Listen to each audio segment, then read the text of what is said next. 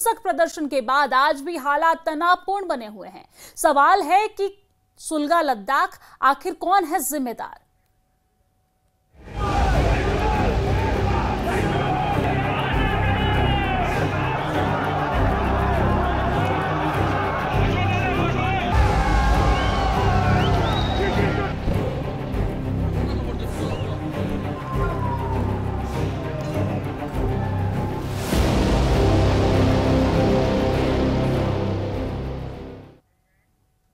लद्दाख में हुई इस हिंसा ने सभी का ध्यान अपनी ओर खींचा है। सवाल यह है कि पर्यावरण कार्यकर्ता सोनम वांगचुक जो लद्दाख को पूर्ण राज्य का दर्जा देने की मांग कर रहे हैं और ये भी कह रहे हैं कि लद्दाख को संविधान की 6ठी अनुसूची में शामिल किया जाए, लेकिन हमेशा से अहिंसा के जरिए आंदोलन करने वाले सोनम वांगचुक के अनशन के दौरान लद्दाख में 2 घंटे में ऐसा क्या हुआ कि 4 लोगों की जान चली गई, 89 लोग जख्मी हुए और सड़कों पर आगजनी की तस्वीरें आई।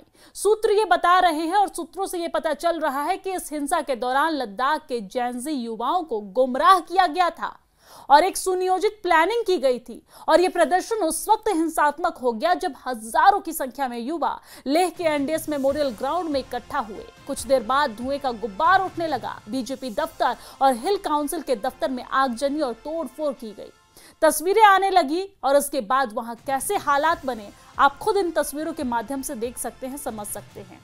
और यह भी हुआ कि उन 2 घंटों में, जिसके बाद 10 सितंबर से अनशन पर बैठे पर्यावरण कार्यकर्ता सोनम वांगचुक को अपने अनशन खत्म करने पड़े और युवाओं से माइक पर अपील करते हुए भी हमने सुना और वो ये अपील करते हुए नजर आए कि हिंसा को रोक दो।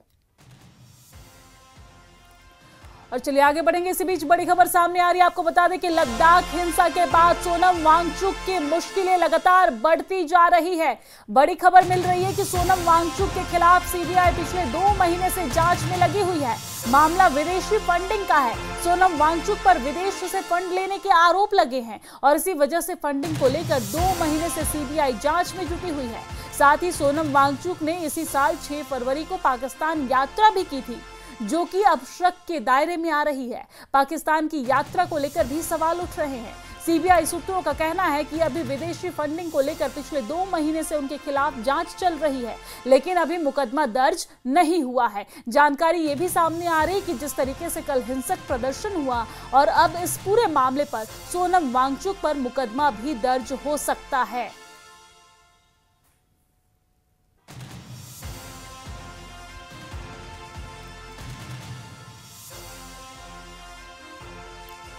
तो सोनम वांगचुक की मुश्किलें बढ़ती जा रही है। हालांकि 35 दिन का ये प्रदर्शन था, लेकिन सोनम वांगचुक को अपना ये प्रदर्शन 15वां दिन ही समाप्त करना पड़ा। स्थिति को देखते हुए ये प्रदर्शन समाप्त करना पड़ा, भूख हड़ताल खत्म करना पड़ा। हालांकि इससे पहले भी केंद्रीय मंत्री की तरफ से और पूर्व मंत्री की तरफ से उनसे अपील की गई थी कि इस अनशन को खत्म कर दिया जाए। यहाँ पर केंद्र सरकार बातचीत करने के लिए तैयार है। एक तारीख भी तय की गई थी 5 से 6 अक्टूबर की। हालांकि इसके बाद इन लोगों की तरफ से, यानी कि सोनम वांगचुक और उनके संगठन, जो तमाम संगठन वहां पर मौजूद थे, जो प्रदर्शन कर रहे थे उनके साथ, उनकी तरफ से ये अपील की गई कि नहीं, इस बातचीत की तारीख को और पहले किया जाए। तो 23 से 24 तारीख की तारीख भी तय की गई थी बातचीत के लिए। हमने देखा था कि कुछ जो लोग हैं वो पहुंचे भी केंद्र सरकार से बातचीत करने के लिए और केंद्र सरकार इस पूरे मामले पर बातचीत करने को तैयार है। और केंद्र सरकार की तरफ से ये कहा भी गया कि हम इस पूर्ण जो इनकी मांग है उस पर मतलब शांति तरीके से और एक अच्छे व्यवहार के साथ बातचीत करते हैं, इसका समाधान निकालते हैं।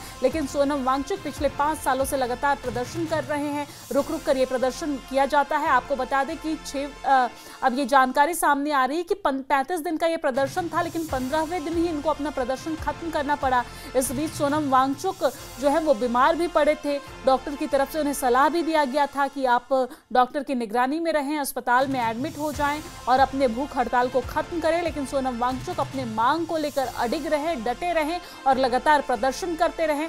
हालांकि कल कुछ इस तरीके की घटना घटी जिसके बाद सोनम वांगचुक ने अपने भूख हड़ताल को खत्म कर दिया और उन्होंने माइक पर जेनजी से ये अपील करते हुए भी नजर आए कि इस हिंसा को यहीं पर रोक देना चाहिए। और स्थिति को देखते हुए सोनम वांगचुक ने ये बड़ा फैसला लिया। लेकिन इन तमाम बड़े फैसलों के बीच और इन तमाम हिंसा और इन तमाम घटनाओं के बीच अब सवाल सोनम वांगचुक पर खड़ा होने लगा है। सवाल ये है कि पर्यावरण कार्यकर्ता सोनम वांगचुक जो लद्दाख को पूर्ण राज्य का दर्जा देने की मांग कर रहे हैं और ये कह रहे हैं कि लद्दाख को संविधान की 6ठी अनुसूची में शामिल किया जाए, लेकिन हमेशा से अहिंसा के जरिए आंदोलन करने वाले सोनम वांगचुक के अनशन के दौरान लद्दाख में उन 2 घंटों में ऐसा क्या हुआ कि इस तरीके की घटना घटी। सवाल ये भी है कि जब वहां पर हजारों की संख्या में वहां पर युवा जो है वो पहुंचे, तो फिर इस तरीके से क्या कहा गया कि वो सड़क पर उतरकर प्रदर्शन करने लगे।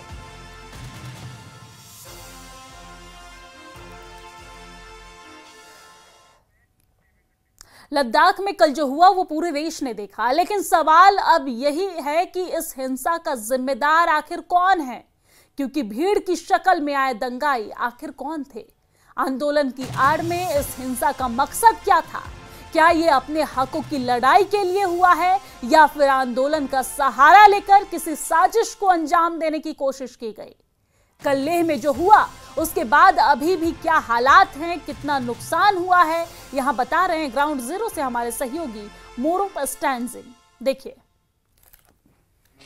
नमस्कार। तो आप देख सकते हैं जो मेरे पीछे है जो हिल काउंसिल का असेंबली हॉल, उसके जो बेसमेंट में कल आग जलाया गया, तो हम अंदर जाके भी दिखाएंगे, कोशिश करेंगे। हालांकि जो ऊपर में जहां पर मेन असेंबली हॉल जहां पर जो हिल काउंसिल के सेशन चलते थे वो उसमें डैमेज नहीं पहुंचा, हालांकि वो रेनोवेशन के अंडर था। आप बेसमेंट के अंदर जाए तो वहां पर जब टी ब्रेक होता है तो वहां पर जो चाय पानी लेते थे, साथ ही साथ जो वो लोग बैठ के जहाँ सोफे वगैरह लगा हुआ था वो सब जला हुआ है। तो हम आपको अंदर जाके दिखाने की कोशिश करेंगे। अभी यहाँ पर एकदम सब सुनसान है। जहाँ पर जो मेरे ठीक पीछे हिल काउंसिल का ऑफिस है वहाँ पर कोई नुकसान नहीं पहुंचा। हम 1-2 लोगों से बात करने की भी कोशिश करेंगे। यहाँ कुछ लेबर्स है, साथ ही साथ सिक्योरिटी गार्ड है, और तो ज़्यादा डैमेज नहीं पहुंचा। लेकिन जो बेसमेंट में जो फर्नीचर है उनको पूरा जला दिया गया। जो अपर जहाँ सेशन में जहाँ अपर फ्लोर में जहाँ पर असेंबली होता था वो रेनोवेशन के अंडर है, वहाँ पर ज़्यादा डैमेज नहीं पहुंचा। तो हम अंदर जाके आपको इस वक्त का स्थिति दिखाने की कोशिश करता हूँ।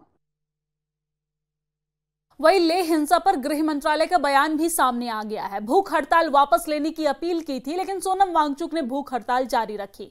गृह मंत्रालय की तरफ से यह कहा गया है। आपको यह बता दें कि लद्दाख के लोगों को गुमराह किया गया, ऐसा गृह मंत्रालय का कहना है। गृह मंत्रालय ने कहा है कि अरब स्प्रिंग शैली के प्रदर्शन का जिक्र किया आपने इस लेटर के जरिए और प्रेस रिलीज के जरिए, और इसमें कहा गया है कि जैनजी प्रदर्शनों का जिक्र का गुमराह किया गया है, प्रदर्शन का जिक्र करते हुए गुमराह किया गया है। 24 सितंबर को माफ कीजिएगा, भड़काऊ भाषण से भीड़ उग्र हो गई थी और भीड़ ने भूख हड़ताल स्थल से निकलकर हिंसा की है।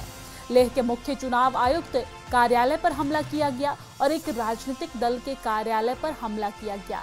कार्यालय में भीड़ ने आग लगा दी, सुरक्षा कर्मियों पर हमला किया और पुलिस वाहनों में आग लगा दी है।